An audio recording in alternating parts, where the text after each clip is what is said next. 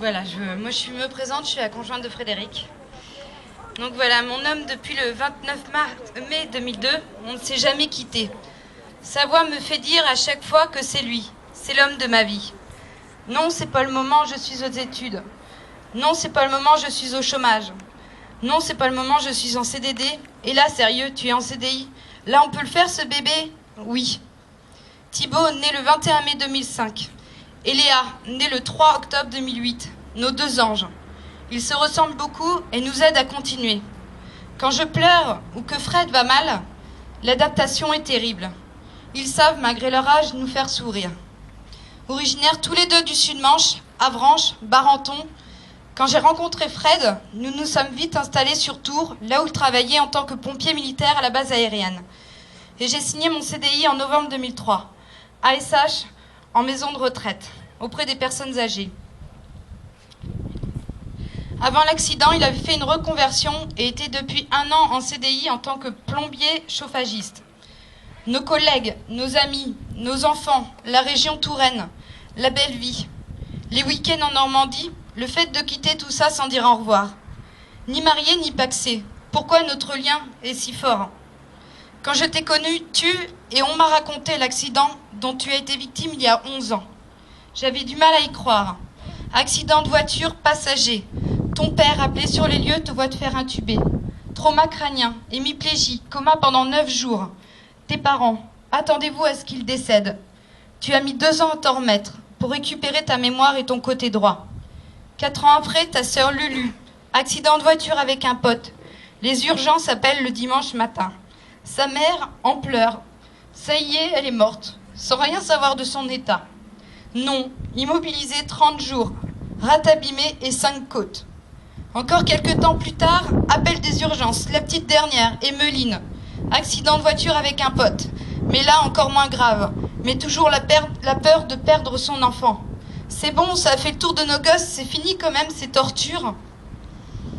8 mars 2009, Fred se fait faucher par une personne à ce jour inconnue. Là, il n'y a pas eu d'appel. Son père et moi l'avons trouvé au sol.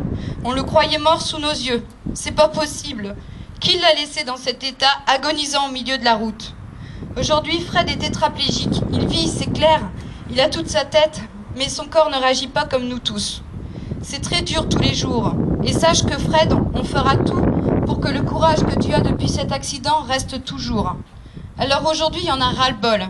Cette fatalité doit être autre. La personne qui a fait ça à Fred nous doit la vérité. Alors je lui demande, pour Fred, pour ses enfants, pour sa famille, ses amis, de se diriger vers les autorités. Nous ne méritons pas ça, nous sommes des gens honnêtes. Cette personne sait ce qu'elle a fait. Et on ne la lâchera pas. Quelles conséquences aura-t-elle? Alors que Fred, lui, les conséquences, il les aura toute sa vie. Alors aujourd'hui et encore, faisons du bruit. Transmettons toujours ce message pour qu'elle se dirige vers les autorités. Cela la soulagera d'un gros poids. Notre film sur YouTube raconte beaucoup notre histoire. Transmettez-le, faites du bruit. Il faut que ça arrive sous ses yeux, il faut qu'il réagisse. Pour finir, et cela me tient à cœur, aujourd'hui est présente la famille à David. Il a été fauché à Crolon 1 mois après Fred. Un jeune qui a malheureusement succombé à ses blessures.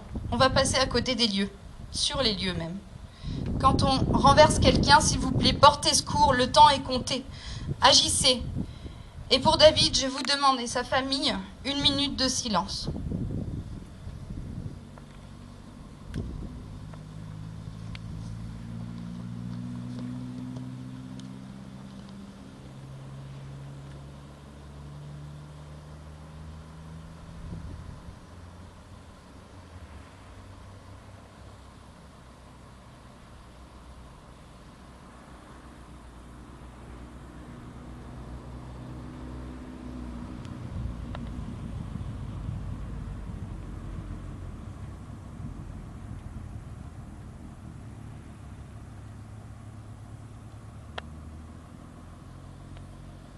Voilà.